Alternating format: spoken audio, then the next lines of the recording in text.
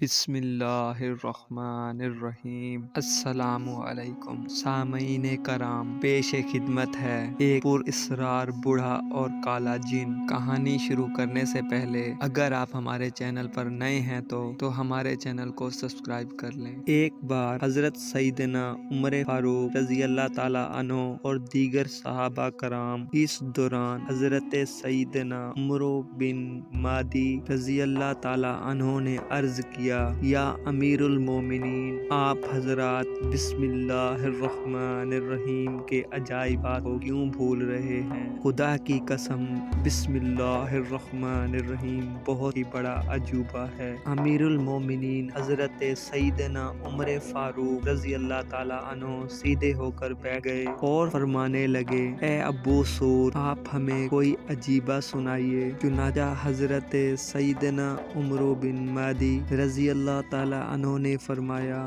زمانہ جاہلیت تھا، قحط سالی کے دوران تلاش رزق کی خاطر میں ایک جنگل سے گزرا۔ دور سے ایک خیمے پر نظر پڑی، قریب ہی ایک گھوڑا اور کچھ مویشی بھی نظر آئے۔ جب قریب پہنچا تو وہاں ایک حسین و جمیل عورت بھی موجود تھی اور خیمے کے صحن میں ایک بوڑھا شخص ٹیک لگا کر بیٹھا ہوا تھا۔ میں نے اس کو دھمکاتے ہوئے کہا، جو کچھ تیرے پاس ہے میرے حوالے کر دے۔ اس نے کہا، اے آدمی، اگر تو مہمانی چاہتا ہے تو آجا، اور اگر امداد درکار ہے تو ہم تیری مدد کریں گے۔ میں نے کہا، باتیں مت بنا، تیرے پاس جو کچھ ہے میرے حوالے کر دے۔ تو وہ بوڑھا کمزوروں کی طرح بامشکل تمام کھڑا ہوا اور بسم اللہ الرحمن الرحیم پڑھ کر میرے قریب آیا اور نہایت پھرتی سے مجھ پر جھپٹا اور مجھے پٹک کر میرے سینے پر چڑھ بیٹھا اور کہنے لگا، اب بول،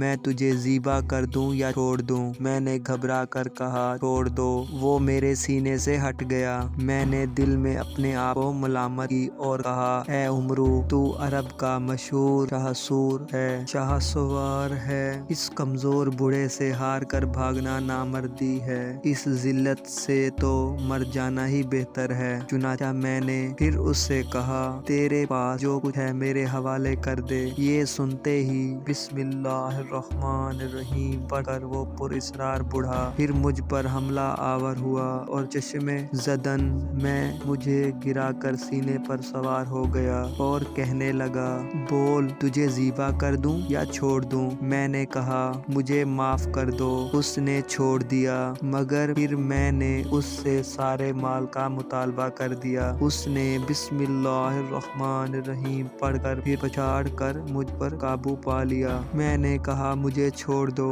اس نے کہا، اب تیسری بار میں ایسے ہی نہیں چھوڑوں گا۔ یہ کہہ کر اس نے پکار کر کہا، اے کنیز، تیز دھار دار تلوار لے آ۔ وہ لے آئی۔ اس نے میرے سر کے اگلے حصے کی چوٹی کاٹ ڈالی اور مجھے چھوڑ دیا۔ ہم عربوں میں رواج ہے کہ جب کسی کی چوٹی کے بال کاٹ دیے جاتے ہیں تو وہ دوبارہ اگنے سے قبل اپنے گھر والوں کو منہ دکھاتے ہوئے شرماتا ہے، کیونکہ چوٹی کٹ جانا شکست خوروں کی علامت ہے۔ چنانچہ میں 1 سال تک اس پر اسرار بوڑھے کی خدمت کا پابند ہو گیا۔ سال پورا ہو جانے کے بعد وہ مجھے ایک وادی میں لے گیا۔ وہاں اس نے بلند آواز سے بسم اللہ الرحمن الرحیم پڑھی تو تمام پرندے اپنے گھونسلوں سے باہر نکل کر اڑ گئے۔ دوبارہ اسی طرح پڑھنے پر تمام درندے اپنی اپنی پناہ گاہوں سے باہر چلے گئے۔ پھر تیسری بار زور سے پڑھنے پر اونی لباس میں ملبوس کھجور کے تنے جتنا لمبا خوفناک کالا جن ظاہر ہوا۔ اس کو دیکھ کر میرے بدن میں بھربھری کی لہر دوڑ گئی۔ پر اسرار بوڑھے نے کہا،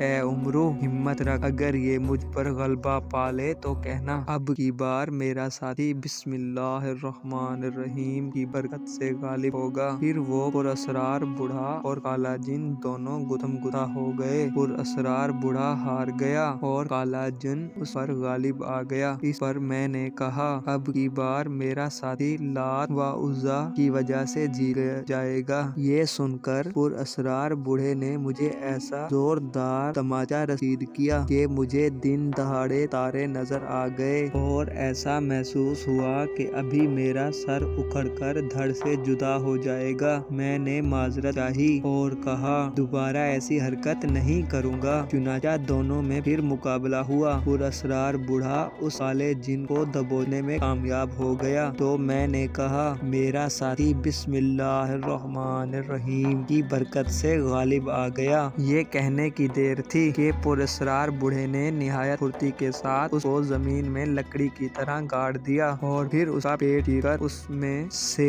لالٹین کی طرح کوئی چیز نکالی اور کہا اے عمرو یہ اس کا دھوکہ اور کفر ہے۔ میں نے اس پراسرار بوڑھے سے استغفار کیا آپ کا اور اس کالے جن کا قصہ کیا ہے؟ کہنے لگا ایک نصرانی جن میرا دوست تھا، اس کی قوم سے ہر سال ایک جن میرے ساتھ جنگ لڑتا ہے اور اللہ تعالیٰ بسم اللہ الرحمن الرحیم کی برکت سے مجھے فتح عطا فرماتا ہے۔ پھر ہم آگے بڑھ گئے۔ ایک مقام پر پراسرار بوڑھا جب غافل ہو کر سو گیا تو موقع پا کر میں نے اس کی تلوار چھین کر نہایت پھرتی کے ساتھ اس کی پنڈلیوں پر ایک زوردار وار کیا جس سے دونوں ٹانگیں کٹ کر جسم سے جدا ہو گئی۔ وہ چیخنے لگا او غدار تو نے مجھے سخت دھوکہ دیا ہے، مگر میں نے اس کو سنبھلنے کا موقع ہی نہ دیا، وار پہ وار کر کے اس کے ٹکڑے ٹکڑے کر ڈالے۔ پھر جب میں خیمے میں واپس آیا تو وہ کنیز بولی اے عمرو جن سے مقابلے کا کیا بنا؟ میں نے کہا